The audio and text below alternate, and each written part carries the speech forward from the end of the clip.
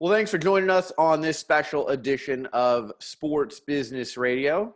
And I'm happy to be joined on our YouTube channel by executive producer Brian Griggs. Griggs, happy holidays. How are you? Merry Christmas, happy holidays. This is fun being on Zoom together. We need to do this more often. I actually can see you and we can interact a little bit. I love it. That's right. So if you're listening, you can also watch this on our YouTube channel. You can go to sportsbusinessradio.com, click on YouTube, and you can see our wonderful faces. Griggs even has like a Christmas tree in the backdrop. Oh, yeah. And we are powered by Wnba Sports. So thanks to them for all the great work that they do. And every year we do our annual top 10 sports business stories of the year. And wow, Griggs, I can't think of a year that has had more stories packed into it than 2020. We've been doing this show since 2004. We've done this list every year, and there's never been a year where there's just been more things to talk about and huge things to talk about. So trying to compile this list down to 10 was really a challenge. Yeah, it's and we asked a lot of people, listeners and colleagues and stuff, because it's like this year feels like we had 10 years packed into one year. Yeah, it really does. Even going back at the list, you're like, oh, that happened in 2020? I don't remember that. I mean, it's just crazy how much has gone on, and so much different stuff this year than any other year. Yeah. And, I think people can guess at what the main stories are. We'll reveal the list. You may agree, you may disagree. If you want to reach out to us on Twitter, we're at SB Radio. If you want to reach out to us on Instagram, it's at Sports Business Radio. But without further ado, let's get started because it's a big list. There's a lot on it. So the 10th biggest story of the year 2020, according to our crack team here at Sports Business Radio, the growth of sports betting. And if you listen to our 2021 projections show, we talked about where sports betting is going and how many states are now allowing legalized sports betting. But the landscape is just exploding. So in 2021, sports betting revenue is forecast to reach $2.5 billion in the U.S. alone. By 2025, this figure is anticipated to grow to $8 billion. Again, just in the U.S., not globally. So, Griggs, we're seeing so many states legalize this. We're seeing partnerships with the BetMGMs of the world in leagues and Caesars. And, we've been talking about this for years, but I think it has really arrived now. Yeah, this is one of those things too. It's like, it feels like it should have been happened a long time ago. It feels like, why are we in 2020 and it's finally getting going? It feels like this is something that's been in the works forever. We all knew it was coming. And finally, we're seeing that progress, like you said, deals with MGM and big casinos. And it took probably a little bit of hit with COVID this year, but still, it's going to explode. It's just inevitable, and the apps are coming out. It's going to be big business and big moving forward, no doubt. And the other thing that you look for in the future is, and we've seen a little bit of this, especially on the e-gaming front, but when is sports betting going to actually be integrated into broadcasts, right? Like, you're going to be watching a game and it's not just going to be fantasy stats. It's going to be real-time betting odds. And, it used to be kind of taboo for broadcasters to talk about the spread of a game or anything associated with betting. I think that's actually going to be encouraged going forward. It's going to drive up viewership for people who have a bet on the game. It's also going to encourage more bets because there's live real-time betting during the game. For instance, it's the last 2 minutes of a game. Is team A going to beat team B? You can bet on it. Or, what's the spread going to be the rest of the way? It's not just the Super Bowl that has big bets anymore. It's pretty much everything under the sun that you could bet on. And with people being stuck at home, and you don't really need to be in a casino like you used to back in the day, now the digital sports betting has exploded as well. I think you're right. And you see how even advertising, like you're seeing DraftKings, you're seeing all these big names in between the commercial breaks and everything too, and sponsoring parts of the show. So you're right. It's that close to where they're going to start saying, hey, the spread's 3 here. Who's going to put the bet in at DraftKings.com, sponsored by blah, blah. So I think you're right. I think they're going to see a lot more interaction with the on-air staff and the crew and part of the whole show. It's going to become more pushed, like you said. All right. The 9th biggest story of 2020 Kansas City Chiefs win their first Super Bowl in 50 years. And Patrick Mahomes signs the largest contract in the history of team sports, 10 years, $503 million if he meets all of his incentives. And, he becomes really the face of the NFL. Tom Brady, Aaron Rodgers, Peyton Manning have been past faces, but Mahomes wins his first Super Bowl and signs this huge contract. And, it's just really a guy that you would love to have as the face of your league. He's a winner. He's magic on the football field. He's great off the football field. He's good in the community. He comes from a good family. The NFL is really fortunate to have him as the face, but he's fortunate to have a $503 million contract, Griggs. Can you imagine sitting down with that deal? Here, sign here. How much am I getting? Okay, that'll work. I mean, that's just insane. And he is so must-watch TV. If the Chiefs are playing, you can't turn away. It's so fun to watch. He's changed the game of football. Now you see Kyler Murray's and Russell Wilson's, the mobile quarterback, the scrambling, throwing across their body. It's just every time they snap the ball, it's something fun. You don't know what's going to happen. And he makes plays happen. They're fun to watch. Like you said, he's great off the field. He's already got awesome endorsements. The guy's going to be the face for many years to come, and probably after the NFL, after his career. Right. I mean, he works with State Farm. Isn't it ironic? State Farm is a big winner this year. The two leading candidates for MVP in the NFL, Aaron Rodgers and Patrick Mahomes, both in the State Farm commercials. So, nice. When you're a company like State Farm, you're essentially betting on athletes, their performance, how visible they're going to be. And State Farm hit it big this year because they picked the two best players in the NFL. And for the Chiefs, it's great to see some new blood win the Super Bowl, right? Again, it had been 50 years and, Kansas City has diehard fans. And I think people around the country, even if you don't live in Kansas City, they were excited for the Chiefs to get that first win. Andy Reid got his first Super Bowl as a head coach, which he had not done before, had been close. And, just a likable bunch of guys. But $503 million, biggest team contract, bigger than Mike Trout, bigger than A-Rod back in the day, bigger than, anyone in team sports, bigger than LeBron. So if that's not newsworthy and one of the top 10 sports business stories of the year, I'm not sure what is, because anytime you're the biggest in something, it's noteworthy. Well, yeah, and I think unless you live in Boston, New England area, it's nice to have somebody other than Belichick, winning the Super Bowl every single year. So I think as an NFL fan, as a sports fan, it was nice to see a change, and we're seeing a change in that way. All right, the 8th biggest sports business story of 2020, according to our team at Sports Business Radio. This is a big one. It's really all-encompassing. The landscape of college sports is continuing to change, Griggs. We talked about this a lot on our show this year. One, college football players and to a lesser degree college basketball players really became essential workers this year. So, everyone has tried to say, well, they're amateur athletes and they can't make money. And look, when the athletic departments and the leagues themselves, the Big Ten, the ACC, the Pac-12, the SEC, when they needed to save those TV contracts and the millions of dollars that accompanied those contracts, who'd they turn to? They turned to the essential workers, otherwise known as the college football players. Despite the fact that almost every team that came back got COVID at one point in time during their season, despite the fact that Ohio State is going to make the college football playoff by playing, 6 games, including the Big Ten championship, it's all a TV show. And the players became the stars of the TV show. Trevor Lawrence and, the players from Alabama and Justin Fields and anyone who tries to make the argument going forward that college athletes are amateur, it's a tough argument to make. And in fact, Griggs, next year in 2021, the Supreme Court is finally going to hear a case about whether or not NCAA athletes can be compensated.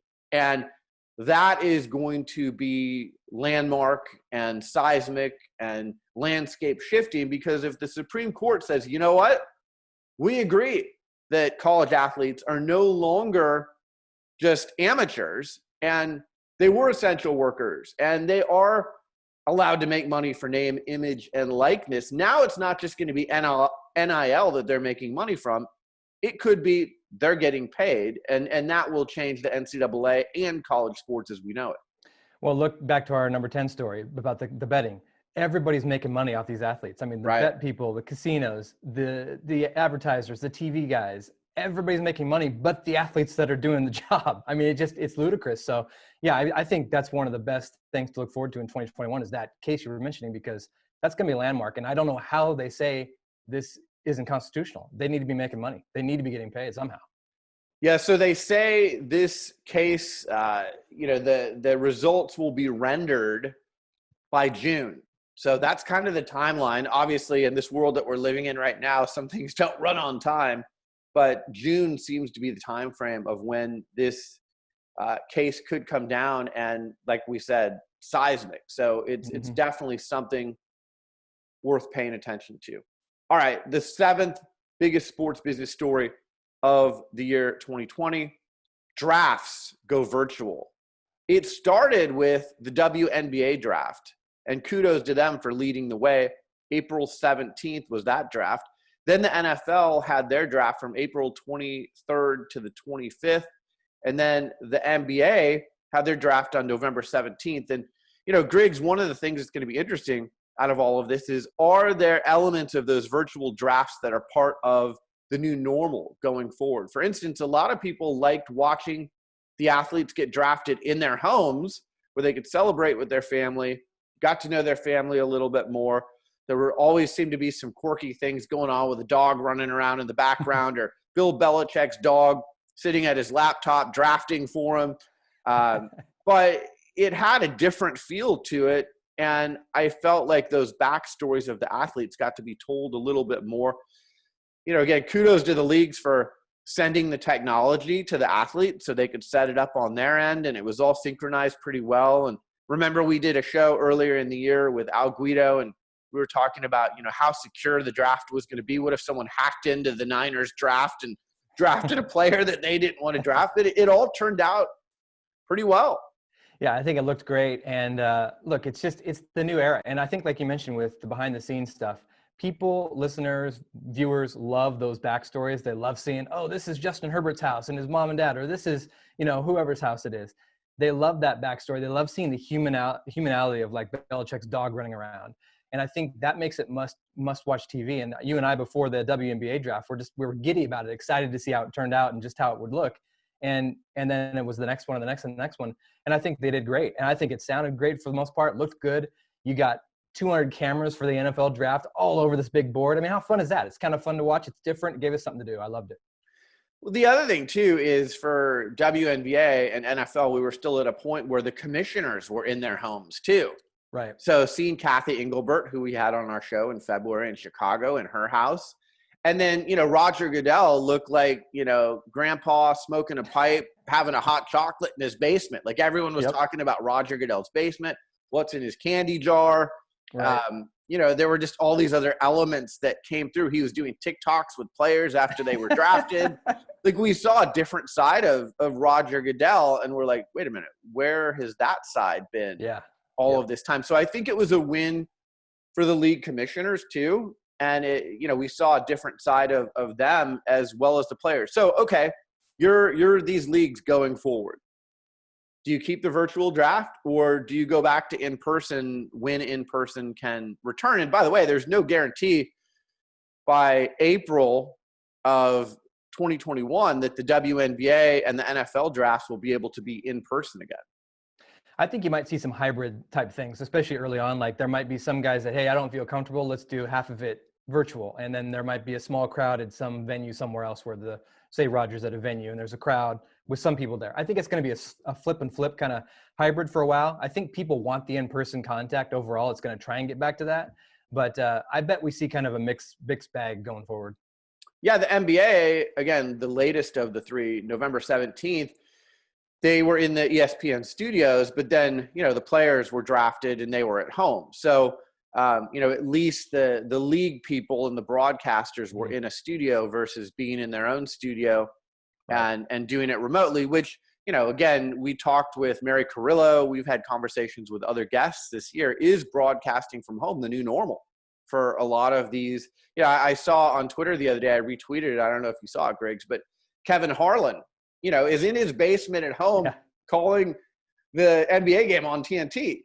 And it's just like, wow, look at this setup at his house. And Mary Carrillo talked about how she called the French Open from her house, and the amounts of money that are being saved now from virtual broadcasts.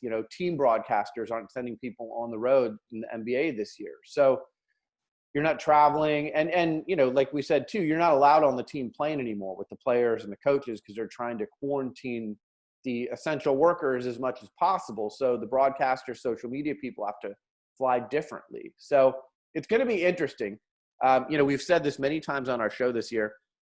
The first half of 2021, I think, is going to look a lot like what 2020 looked like.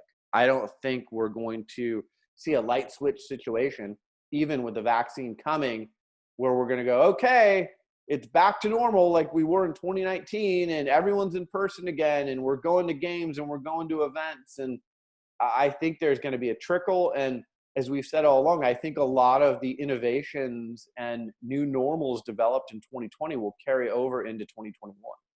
Yeah, I think you're right. I think it's going to be a process like this whole COVID thing. I mean, in the beginning, we're like, oh, is this going to be a month or two? Well, here we are at 10 months almost of it.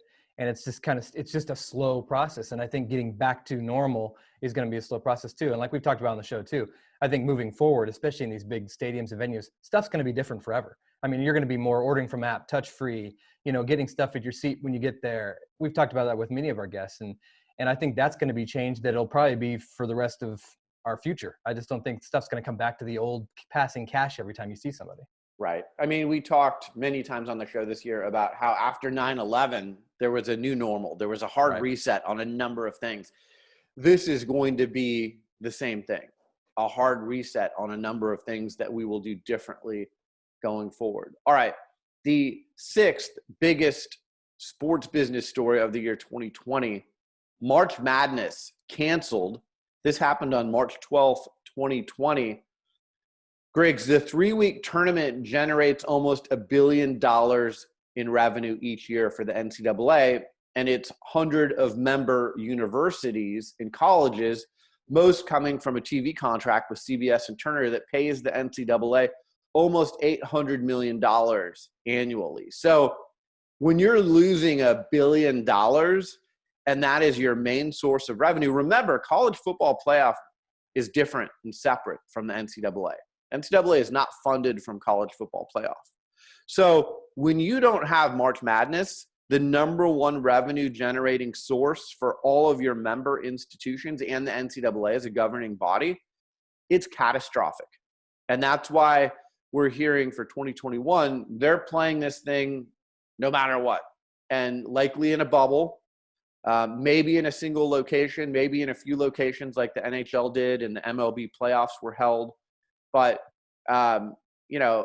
it's going to happen in some way, shape, or form. And again, we're seeing this with college football, right? Like no matter what, even if the Rose Bowl isn't being played in the Rose Bowl, Griggs, and has moved to Jerry World in Texas, we are getting these games in because they're made for TV, and we don't get our TV money if we don't play the game. So March Madness, I will be shocked if it doesn't happen in 2021, but this was the first time that it had ever been canceled. And we saw the Sabrina Ionescu's and the, men's college basketball players that were seniors. This was their shot to win a title, and it was all ended abruptly. And it was sad, but it was the right thing to do because March Madness would have become a super spreader event early on, and it's not what our country needed at that time.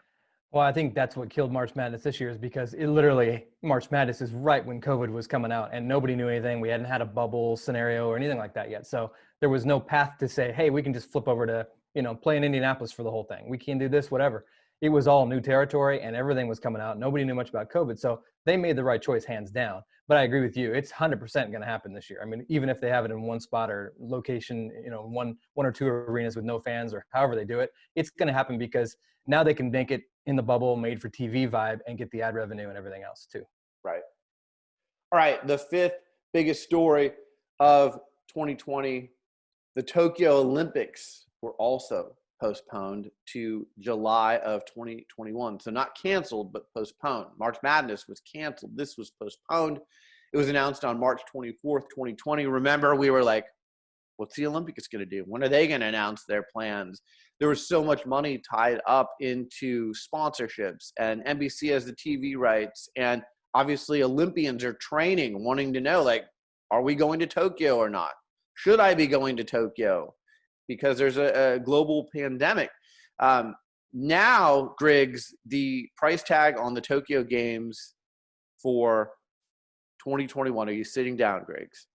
Yeah, I'm ready. $12.6 billion. Wow. You could buy the Yankees, the Lakers, the Patriots, the Golden State Warriors, and probably squeeze in the New York Knicks for that amount of money that it will take to produce the Olympics in Tokyo. And they're spending an extra $2 billion alone just on testing and, kind of reshaping what that's going to look like. And as we've told you before, it hasn't really been reported anywhere else.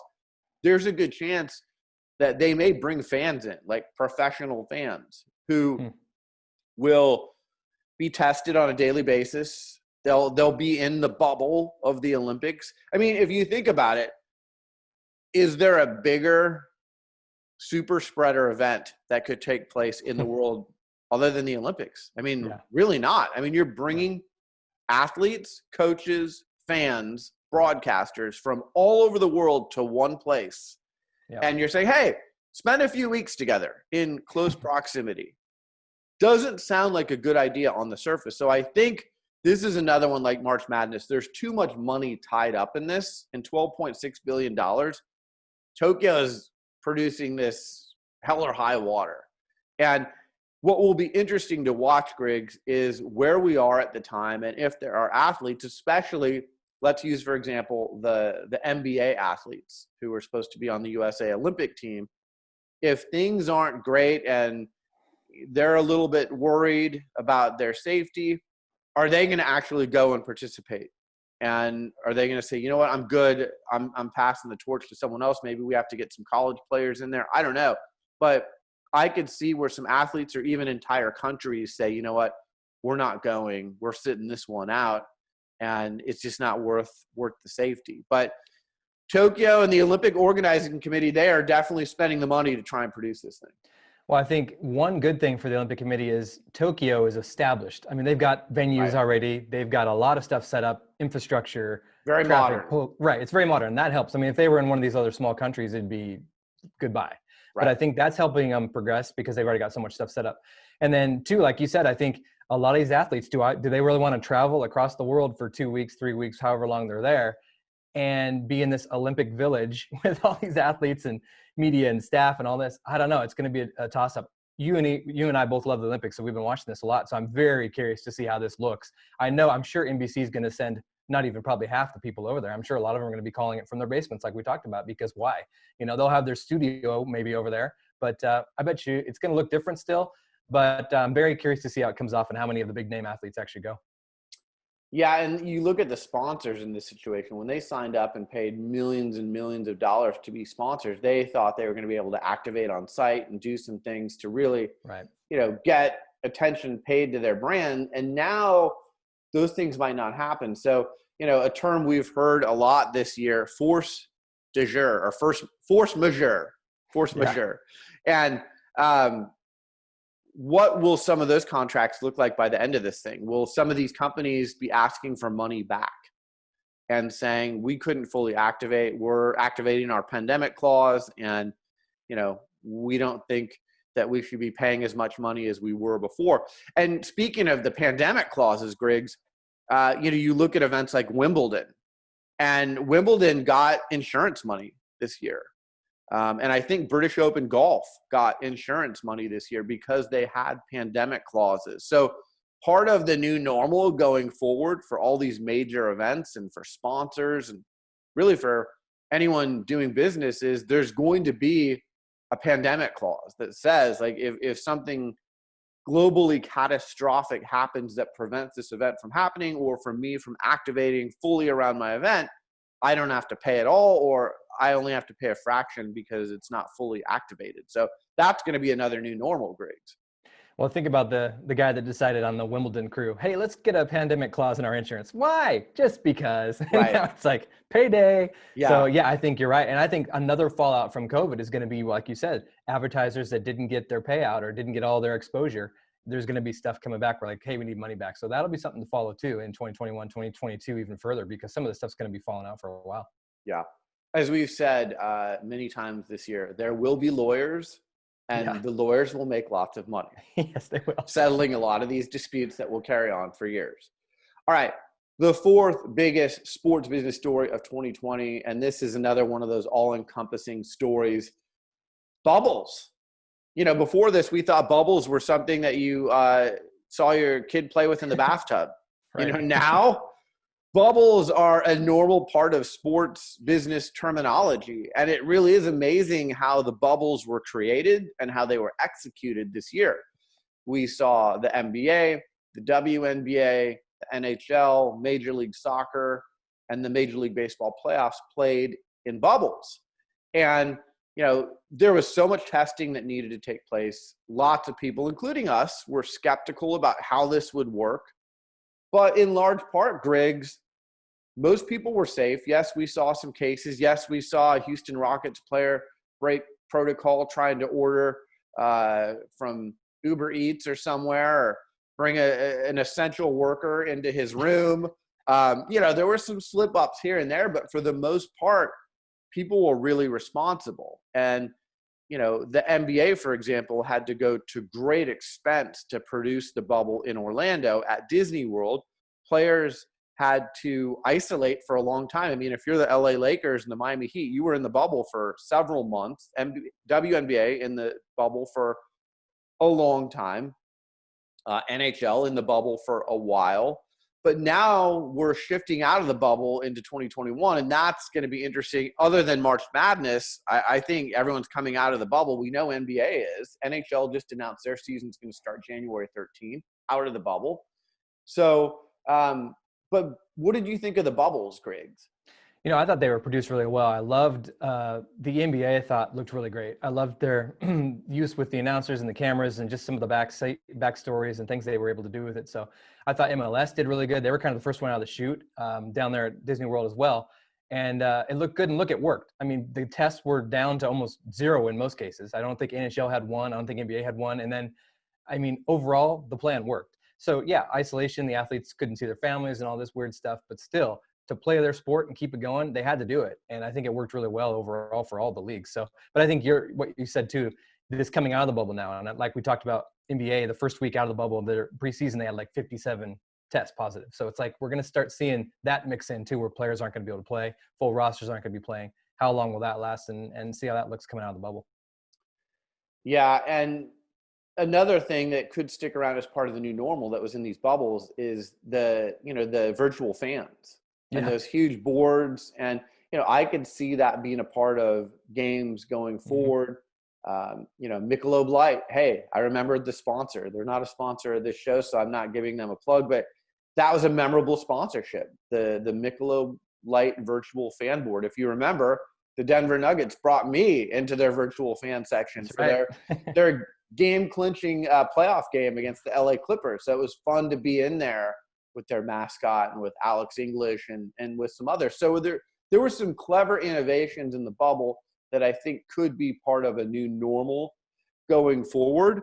But all in all, you know, gosh, congratulations to the players' unions, the commissioners, and the leagues for executing not flawless, but pretty darn near flawless bubbles in 2020. And by the way, on the fly, right? There was no template to do this or no blueprint on how to do this. This was like some smart people getting together, figuring out this is how we're going to do this. And now there is a blueprint for how to do it in the future if they want to do it. Or if organizations like the NCAA wants to do a March Madness bubble, they can go, hey, how did the NBA and the WNBA and everyone else do their bubble? Let's take some of those learnings and apply them to ours. I think you'll see the March Madness bubble, if they do one, will look very similar to NBA. I picture it that kind of vibe. I think they'll do the virtual fans. I think we'll have, maybe even they'll bring in the bands virtually. I think they'll make it fun like that, and it'll look a lot like NBA. And I think that was a good blueprint for them. So I think you'll see that coming in March. That's my bet. All right. The third biggest story of 2020, and this is a tough one.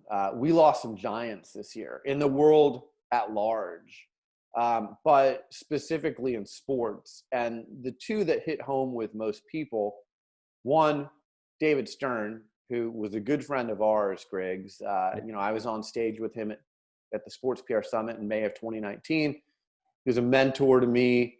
I went to his memorial service. I flew from the West Coast to his service in New York for the day. That's how much I respect him. And, what a service that was. Pat Riley, Magic Johnson, Adam Silver.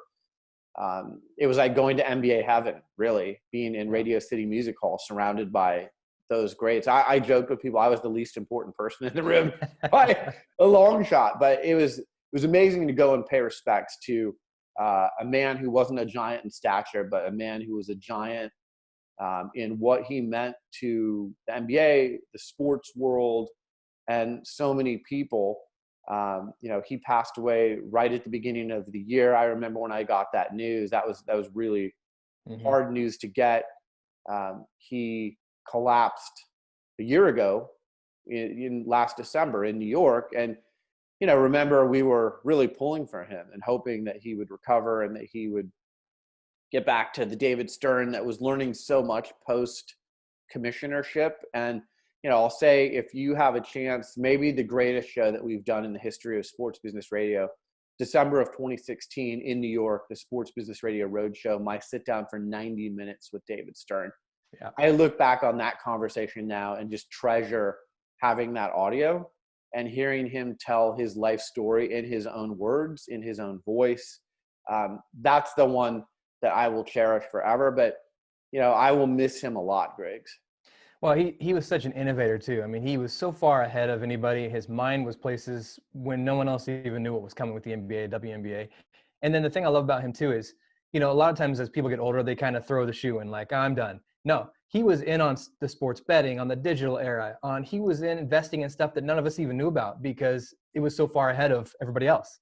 So I love that his brain was always learning, growing, always ready to help somebody else, be there, innovate. Such a cool guy. And I loved meeting him in 2016. That was an epic conversation. Yeah, just a gem of a human being. And look, anyone who really knew him, like we did, he would take time with you, and he was becoming a teacher. So I've thought many times this year, in this year of unprecedented times, David Stern would have been a really important voice. He would have been someone helping all of us navigate the new normal and figure out where we're headed. He was a visionary. I mean, here's a guy who saw things 10 years before they materialized in the NBA. He took a league that, had games on tape delay. The NBA finals were on tape delay. Yeah.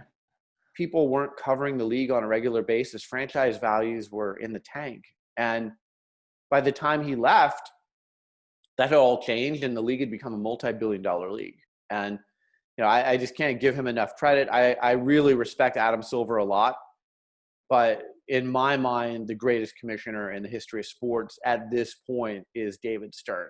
And, if Adam gets to the point where he's been around as long as David and continues to do what he's doing, which is amazing, like pulling off the bubble and stuff like that, then I think Adam's in that conversation too. But David Stern is on that Mount Rushmore.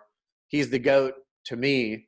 And that was a huge loss. The other loss that came just 5 days later, Griggs, was Kobe Bryant and his daughter Gianna and, the other people who were lost on that helicopter crash. And that was a shock. David Stern, I believe, was 78 years old.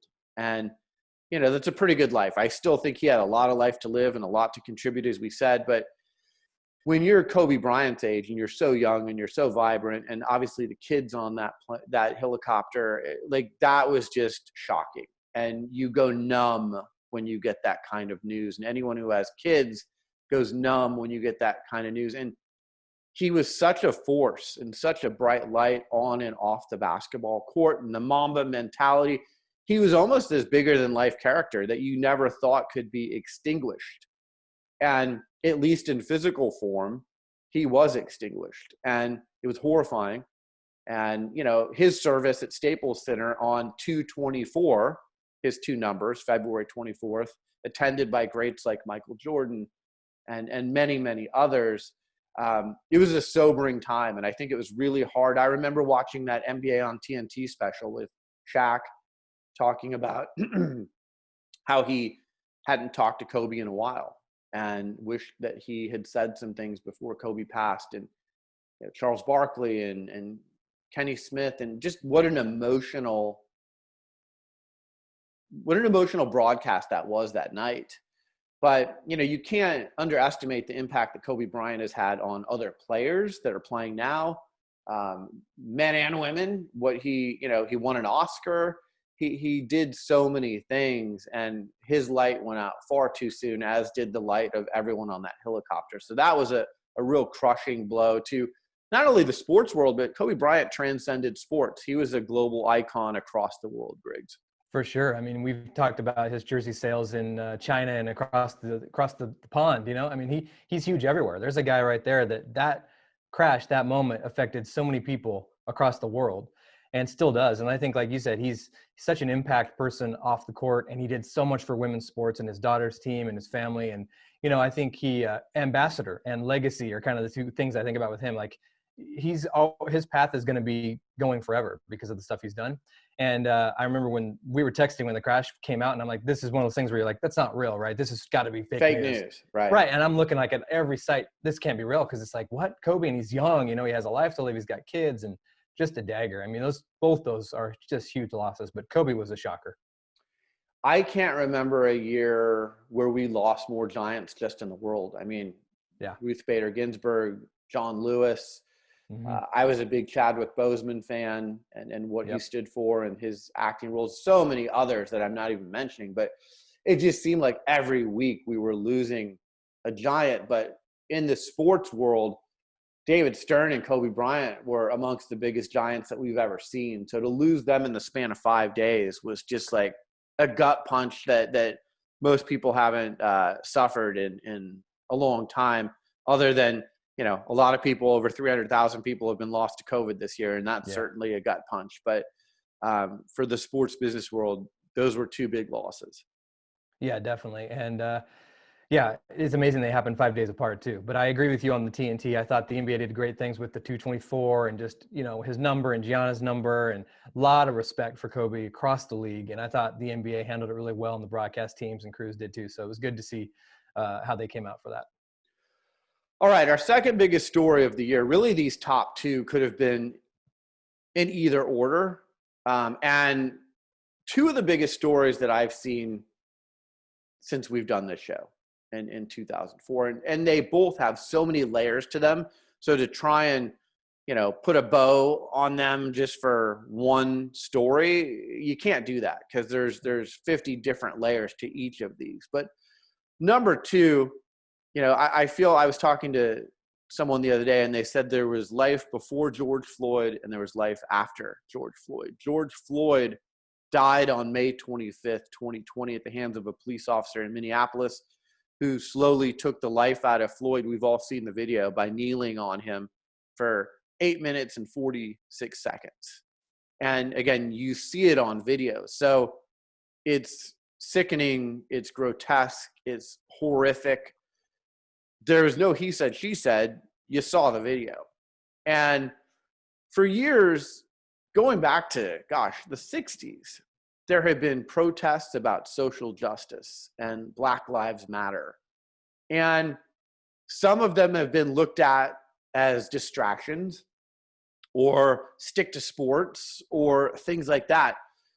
The outpouring after George Floyd's death was unlike anything I've seen in my lifetime. I just turned 52 years old last week. And the temperature changed, Griggs. And I think this was a good thing. Still tons of work that has to be done. But we saw some meaningful change, and we saw people like NFL Commissioner Roger Goodell come out and say the NFL was wrong. And we need to take this more seriously. And this was a league, remember, that look down on Colin Kaepernick kneeling and some of his protests. And the temperature has changed. Now, they got to back this up with action, not just words. We've seen a lot of people talk. You got to back it up with action. But when we saw things like the Milwaukee Bucks on August 26th say, we're not playing game 5 of our playoff game against the Orlando Magic because we're protesting the shooting of Jacob Blake in Wisconsin, the game has changed now. And Black Lives Matter is on the court, and owners of teams are saying, we're going to turn our arena or stadium into a voting location. Now some meaningful action is being put into some of these social and political justice issues. And I think it's a step in the right direction. It's not something we should go, hey, everything's solved now. This is a work in progress for everyone, including us. But there was a different temperature this year, unlike what we had seen before. And it's horrific that it took George Floyd and Breonna Taylor and Jacob Blake to wake up some of the ignorant people who exist in this world, to see that, Black lives do matter, but it's happening. And I'm hopeful that in 2021 and beyond, we start treating people equally, and people are not looked at as a distraction for raising an issue of importance. Yeah, and you've talked about before being in LA with Rodney King during that whole thing, and what came from that. And then you fast forward to George Floyd. Like you said, everything on video now, everything's on the record, like you say, everybody knows about it and sees about it. And the outcrying and the outfall and everything that came from it was awesome. And I think the change is growing and it's getting better. And like you said, the NBA turning into the voting places, the arenas and voting things. We've seen more voter turnout this year than ever. Things are happening, and that's exciting. And now we just want to keep that momentum going. Keep that going. We need to be a country that loves everybody. Who cares what they look like? That's the key. So I think keep going. Yeah. Back in, what was it? Was it July or June? Our friend Coach Fizdale was on with us. Right. Really good podcast with him. If you go back and listen to that, he grew up in South Central LA, and was the victim of police brutality, and he really gave us a great look inside of that world. And as I've said to many guests on the show this year, I will never wake up a Black person. I do not know firsthand what that is like and what that discrimination is like, but what we can do is try and make the world a better place from where we sit, and have more equality. And again, we've seen some big checks written from leagues and organizations this year. We've seen statements that have been made, but will they be followed up with action? We've seen players like LeBron James and Patrick Mahomes and Maya Moore. What she did this year was unbelievable. Breonna Stewart, like so many athletes, and Megan Rapinoe said, you know what? I'm going to be an activist, and I don't care if I lose fans because of it. And this is the right thing to do for our world. And I tip my cap to them. I mean, that takes courage and bravery, and, people could lose endorsement dollars or whatever. But now I think one of the things that's flipped is, if a company says, I don't like this athlete, or I'm going to cut ties with them because they're too outspoken on social justice issues, I think that company looks bad now. They look racist, to be honest with you, or they don't look open-minded. So it's almost flipped, whereas a few years ago it was seen as a distraction. Now, if you're the company cutting ties with someone who's outspoken, you're the bad guy. And in fact, I think a lot of companies are funding some of these initiatives now, and they want to be part of these conversations. And I think that's a growth area, and I hope that continues forward in the future. Griggs, the number one sports business story of the year 2020, and we've already touched on it with some of the other items on our list, but you go back to March 11th, 2020, and I think, like Keith Foreman said on our show for that emergency podcast, we are going to look at 3/11/20 the same as we look at 9/11/01. It is a day where we will say to ourselves, where were we that day? that is the day where the pandemic really took over the world and certainly took over the sports world. We remember the Rudy Gobert, Utah Jazz center, positive COVID test shut down the NBA. And, at first it was going to be the NBA shut down for 2 weeks, and then it was months. And then March Madness shut down, and then the Olympics postponed, and then other leagues said we're shutting down or postponing. And it was a domino effect. But 3/11/2020 was a day that, as long as I live, I'll remember that day and where we were and what it felt like and the great unknown that lied ahead. And if you go back and listen to our emergency pod, we had a lot of questions and not a lot of answers. And in some ways we've answered some of those things, but in some ways we have just as many questions 9 or 10 months later. Well, I think, like you said, domino. I mean, you and me were talking. We texted so much during that first week, like, oh my gosh, look at this. This just got canceled. This got postponed. It was fascinating, probably the wrong word, but it was fascinating. Like, what's next? What's going on? Nobody knew what was going on. Like you mentioned with having Keith on, I remember that clip where he said, this will be the day we remember. And sure enough, here we're still talking about it, almost coming up on a year later. And it's going to just keep going. And like you said, and we've talked about already on the show today, it's the future. We still are going to talk about questions that are unanswered. We don't know what it's going to look like in 2021. It's still going to be a slow back to normal, and it's never going to be the same normal, just like after 9/11. You can't fly anywhere in the country without different steps now because of 9/11. So I think COVID's going to be the same way. I think that's going to be very interesting just to see how we move forward from this pandemic and get out of it. I think the other thing that comes from this is, look, how many guests have we had on this year, whether it's Al Guido, Mark Cuban, or others that have talked about scenario planning, right? There were really no scenarios planned for a global pandemic. I mean, if you're really being honest, yes, Wimbledon got lucky and British Open got lucky. They had a pandemic clause and they got some insurance money out of that. But on a grand scale, no one had a scenario plan for a pandemic. So I think one of the things that comes out of this, sports and the world at large, is you got to think of every situation possible. Like, is a meteor going to hit Earth? And if it does, what happens then? Sure. And I'm being a little bit sarcastic here, but this was out of left field for the most part. Yes, there were people like Bill Gates and others who, sounded the siren a few years ago. But a lot of people are like, let's just get through today and let's run our business today. And you're just looking at it on a get through today basis. Well, now I think this is going to force a lot of organizations to be more big picture and think about, could these things truly happen? And if they do, how do we scenario plan for them so we're prepared and not caught off guard when we were on 3/11/2020 and we were like, oh my gosh, what do we do now? Because one of the things that we've seen this year, whether you're a sports organization or a smoothie shop or a small restaurant, is you can lose your business and people are losing jobs. And, not that there's a way to be prepared for that, but there's a way to pivot out of it.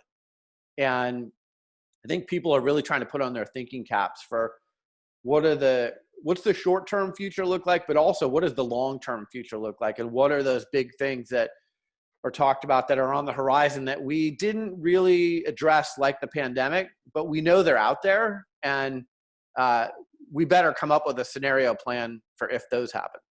Yeah, and how can businesses, run smoother, healthier? We've seen businesses that have made it through this, being able to work from offsite, work from home, do this and that and everything else. There's ways to still be a business and be a corporation and be together, so to speak, without being together. And there's ways to make companies and when you're in close quarters all day long, to make it safer and healthier. And how do we set the time scale? Do people come in later, earlier? There's so many things we can learn from this, and I think a lot of businesses are. And like you said, it's sad that so many, especially like the restaurant industries and small businesses, have been just crushed by this, and that's horrible. But there's always positive out of this too. And like you and me have talked, I mean, this year has been we've had so many awesome guests and so much insight and so much knowledge dropped in this last 9-10 months. It's fascinating. There's a lot of smart people out there, and there's a lot of good positive stuff going forward. Yeah, if you have not listened to some of our shows this year, and Mark Cuban, Arthur Blank, Kathy Engelbert, Al Guido, Ken Griffey Jr., John Smoltz, CC Sabathia last week, Mary Carrillo, I mean, Yeah. Pau Gasol. It really is the most unbelievable list of guests that we've ever had in a year. And I feel like we got smarter by listening to those amazing Sure. minds. Candace Parker, just the list Abby goes on and Wambach. on. Abby Wambach, Yeah. Dr. Myron Rolle, who's a former NFL player who has been on the front lines of COVID and just done some amazing things to make our world a better place. Coach Fizdale. So, please go through our library and listen, because I feel like they're a cheat sheet Yeah. to tell us what's coming. Like, these are some of the smartest people in the world, and they are visionaries, and they know trends before most people do, and they have access to information that a lot of people don't have access to. So listening to them on our show is going to make you smarter too. And I feel like I got a lot smarter this year by listening to them. So that's our top 10 list of sports business stories for 2020. Griggs, I also want to add a winners list for 2020. Usually for this segment, we talk about our projections for the following year. Well, we just did an entire show on projections for 2021. So if you haven't listened to that show, go back 2 weeks. It's before CC Sabathia, I think, or maybe I don't remember the date, but it's in our iTunes library, or go to sportsbusinessradio.com, and we do our projections for 2021. So if you want part of that cheat sheet, or you want to look into that crystal ball a little bit based on what we've been told by visionary guests on our show this year, go back and listen to that show. But winners of 2020, I didn't want to do losers because I'm not looking to make enemies or offend anyone, but let's just do the winners. So the first on the list is, I'm going to mention Adam Silver of the NBA and Kathy Engelbert of the WNBA. We talked before about the bubbles, but just how they handled everything from the relationships with the players' unions to really being a partner with the players, and technological advances like, the virtual fan boards and the testing that took place, allowing the players to speak out on social justice issues. I mean, the WNBA has been at the forefront of those conversations for a long, long time, and allowing that platform. I really was impressed with what Adam Silver and the NBA and Kathy Engelbert and the WNBA did in 2020. Yeah, I agree. And I think you're right. The key word there is platform, giving these players the ability to speak their minds and, wear shirts and wear hats and put the things on the back of their jersey that what they want to stand for. That's huge. I think that gives these athletes a platform to stand on, and they should, because they're in public view. Everybody knows them. And I think that's cool to not shut that down and to give them that ability to do that. And then, like you said, with the virtual draft and everything they did virtually and the testing and the bubble, just fascinating. We had Kathy back in Chicago before COVID. She was fascinating then. And then she just ran with it through this whole COVID thing. It was awesome. Yeah. So I think you're right. Both winners, both those leagues did well, and they're going to continue to do well through this. Another winner, Michael Jordan, Netflix, ESPN, and The Last Dance. I loved it.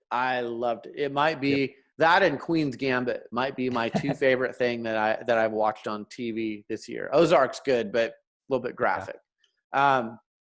We got to see a different side of Michael Jordan. The younger generation, like our kids, Griggs, got to learn about Michael Jordan. They never watched him play. Yeah. And you got to see how competitive he was and how many sacrifices he made, and how even back then, before social media, this guy couldn't go anywhere. He had to sit in his hotel room. He was mobbed if he went out in Barcelona, Spain during the Olympics, or in Chicago, or wherever he was. But I think it gave all of us a new appreciation for Michael Jordan and his greatness and that Chicago Bulls team. And I would say Chip Schaefer, longtime trainer for the Bulls and Michael Jordan and the Lakers and Kobe Bryant and Shaq, was one of our guests this year. And Chip and I have known each other for many years. That's another interview that I'll treasure, because, oh my God, the stories that he told about those Bulls teams and those Lakers teams. If you haven't had a chance to listen to the Chip Schaefer episode of Sports Business Radio this year, go back and listen to that. Also, Paul Westhead, former Lakers coach, Coach Magic Johnson, won a title with them, was the Loyola Marymount coach. His interview was great too. And I've known Coach Westhead a long time. By the way, the speed game is a great book that he wrote too. So if you're looking for a great book, Coach Westhead's book is really good. But yeah, The Last Dance with MJ was fantastic. One of the best documentaries I've ever seen. Loved the music, loved the footage. I think I've shared on the show this year with our listeners that I was told by someone at NBA Entertainment that they only used about 5 to 10% of the footage they have for that documentary. So there's still lots of footage in the archives that could be used for another documentary in the future. Who knows? Yeah, I mean, I'm an audio editor, so I know it is cutting down, a big long thing to try and get to a whatever.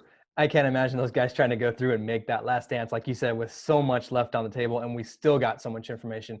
The part I love seeing with Michael when he's sitting there as his age now, currently watching iPad clips, and you can see the competitive. He's ready to go ball right now. He's ready to go punch him in the face. He's still got that, like. When they talk about Isaiah Thomas or, yeah, or someone ready like to go. that.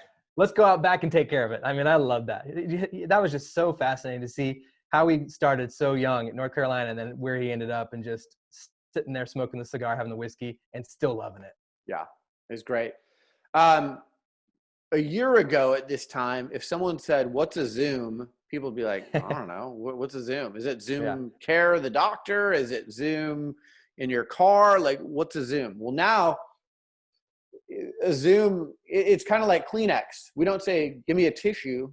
We say, "Give me a Kleenex." Or we don't say, "Give me a soda." We say, "Give me a Coke." Well, now we don't say, "Are you going to do a video conference?" You say, "Are you going to do a Zoom?" Yeah. And our friend Andre Iguodala and our other friend Rudy Klein Thomas, his business partner, were early investors in Zoom. They have made lots of money this year. Griggs, in the months of Zoom, made as much money in May, June, and July as it did in all of 2019. The stock price for Zoom is up 367% in 2020. God, I wish I had Zoom stock at the beginning of the year. Right. And the other thing, and this is how it relates to sports, is like right now we're doing this on Zoom. We're recording on Zoom. We have a YouTube channel. Most professional sports teams are doing their press conferences and media availabilities with players on Zoom. The locker rooms are probably closed forever now, even when the vaccine comes. We are going to interview more players and coaches and executives virtually than ever before, and Zoom is going to be that number one platform for video interviews. So game changer, innovation, easy to use, and really something that, we talked about. What are some of the things that are going to change the normal going forward? Zoom is one of them. Yeah, and it's really connected people. I mean, think about if this pandemic happened in 1980 when we don't have technology to contact people. You're literally sitting in your house, not talking to anybody. You're writing letters. Yeah, you're writing letters. 2 weeks later, I got to hear that you were this and that. So it's fascinating to be able to still conduct business. And like you and me have been doing our shows on it and recording, and not just us, everybody. I mean, like you said, the locker rooms are going to be closed because of Zoom, and it's just amazing how this platform has just grown into this like giant. And there's commercials made about it now. People are using it. It's everywhere. I mean, this is the norm. That is the new thing. It's video conference through Zoom. Another winner from this year, and we talked a lot about this, how the fitness landscape is shifting. A year ago, you went to the gym. Now people are building gyms in their home. And Peloton has been a big winner. I have a Peloton. Ironically, Griggs, I bought my Peloton in November of 2019. Had no idea a pandemic was coming. And, I've used my Peloton religiously. And it's innovative, and it's a great piece of equipment, and it's interactive. And, I feel like I know my instructors and that they're whipping me into shape. And there's a variety of classes. After The Last Dance came out, like they had a Last Dance ride with some of that music. They've got a Christmas ride. They've got all these different things, but their stock is up 350% in Crazy. 2020. Their membership base has grown from 1.4 million to 3.1 million. So, Apple's coming out with a fitness app. Others are coming at Peloton, but I feel like they've kind of not cornered the market, but they were first to market. And there's still a waiting list for Pelotons. If you want a Peloton bike or a treadmill or any of their equipment, you're waiting a couple months. So Peloton is a big winner, and I think that's another segment of the industry to pay attention to, is the home fitness industry, because it's only going to continue to grow going forward. Another winner this year is democracy.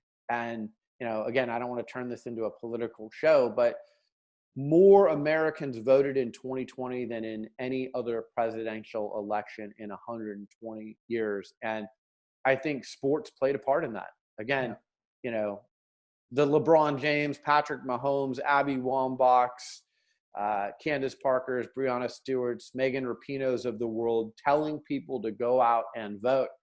And the owners of stadiums and sports franchises saying you can use our facility for a safe voting location. That led to more people going out to vote. Still only 67% of the country voted, which is amazing that there's that many people that didn't vote. But we had a record turnout. I think it's trending in the right direction. And I think now that's going to be another new normal. Athletes are not going back to being quiet. Yeah. And I think now that the owners of these teams and some of these leagues have allowed some of these social justice initiatives to take place, they're going to have to do that going forward. And by the way, they should do that going forward and leverage those facilities and platforms and megaphones that they have to make the world a better place. But voting was another big winner in 2020. Hands down, yeah. And it's exciting to see. I mean, like you said, still 67%. We can do better than that. But I loved, like right in the end of the playoff bubble with the NBA, Chris Paul was on saying that 90% of the NBA players had registered. And that's just like awesome. And you're right. And some of them registering for the first time. Griggs is 48 years old, and Shaquille O'Neal said he had never voted in an election. 48 years old. So, yeah, if people are voting for the first time or the 10th time or the 20th time, like, we just want them out there voting. So it was a good thing. Another winner on the list, UFC, Fight Island. So Griggs, UFC, like, they basically go secure an island. And so we talk about a bubble. They're the only ones that did an island. And, they're producing content and they're cranking out content and, selling it on digital platforms and pay-per-view and things like that. So, I think NASCAR is another winner too, because there are a lot of people, and we talked about this, that weren't NASCAR followers, but they started following NASCAR this year because they were back a little earlier than some of the other sports. And but one of the biggest winners of all this year, I like golf. You like golf. We like watching. We like playing. Griggs, 50 million more rounds of golf played in 2020 than in 2019. So I've always said, like, golf has to figure out a way to get more people out there on the course and make it less expensive, make it so that kids go out and play.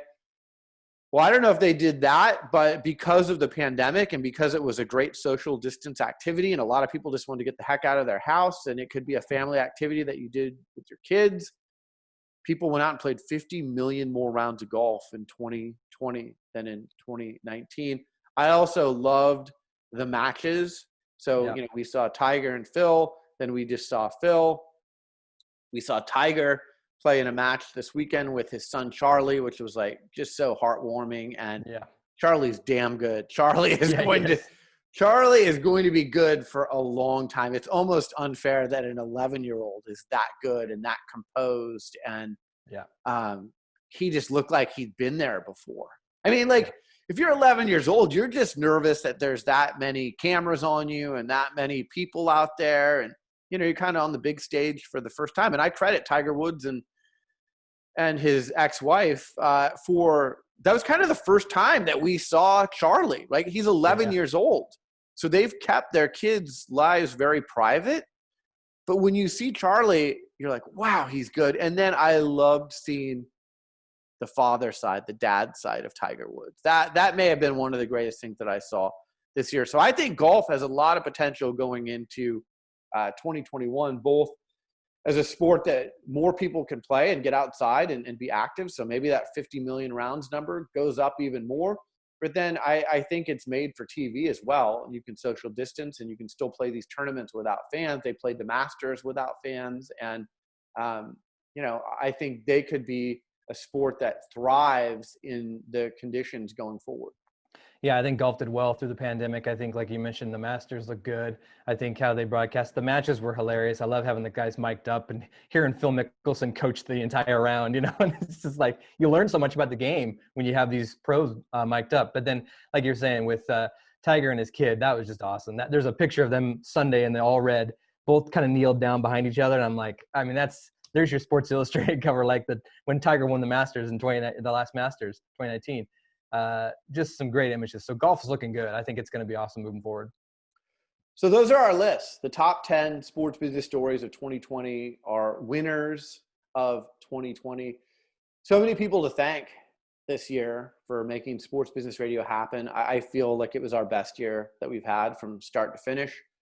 Griggs, starts with you. Thank you for all the great work that you've done and that Griggs Productions has done to make sports business radio go.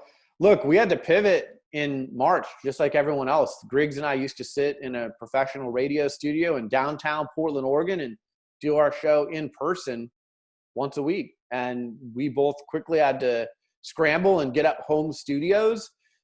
We did 2 shows a week there for a little bit when information was flowing fast and furiously. And then in July, we partnered with Wnba Sports and Pat Capra and his team, and they have been fantastic. And they've helped us launch a YouTube channel, and our graphics look so much better on social media, and we're doing audio and video cut downs. And I feel like our production value around sports business radio, outside of the audio that Griggs has always done a great job with, is also now risen many notches. So thank you to Wnba Sports for all of their work, and looking forward to a great 2021 with Griggs Productions and with Wnba Sports. We'll have some announcements to make in January about some new partnerships as well. So that's going to be exciting. Our sponsors, Boingo has been a longtime sponsor, and they've sponsored our roadshow events, and they've been a great technology partner. So thank you to Boingo. Thank you to Mizzen in Maine. I love my Mizzen in Maine clothes. As I've said during our spots, like, we still got to look good on the Zoom calls, and people are still looking at us. So, I love the comfortable, breathable, wrinkle-free clothes that Mizzen in Maine provides for us. And, they've just been a great partner as well. CBDMD. I mean, I'm going to be honest, and I say this in our spots, but I've probably been more anxious this year than any other year of my life for a number of reasons. And, they've helped me sleep at night, and they've helped with a number of different things, and, THC free and all natural. So they've been a great partner too. So, we've had some great partners, Griggs, and, it's been a great year, and we'll turn the page on 2020, which I think a lot of people are looking forward to doing, and move on to 2021.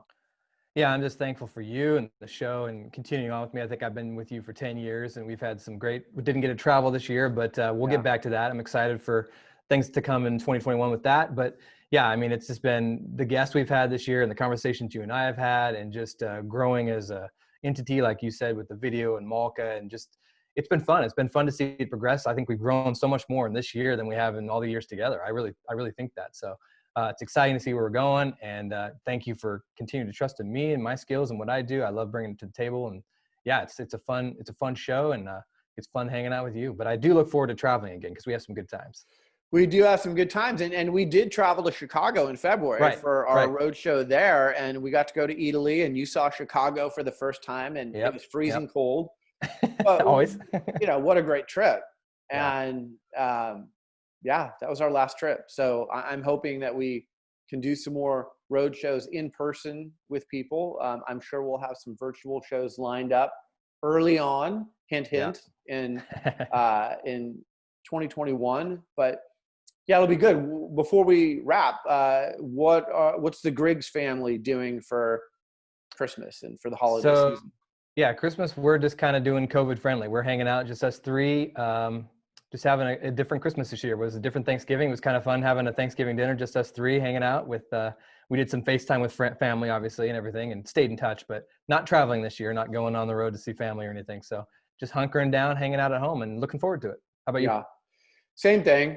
Staying home. I think we may take a drive to the snow, and play in the Yeah. snow for a day or two.